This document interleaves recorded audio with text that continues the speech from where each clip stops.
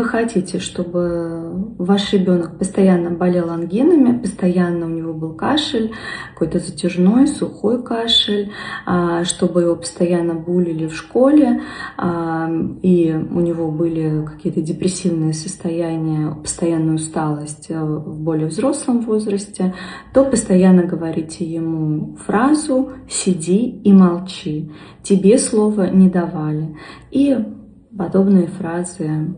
Какие вы еще помните из детства своего?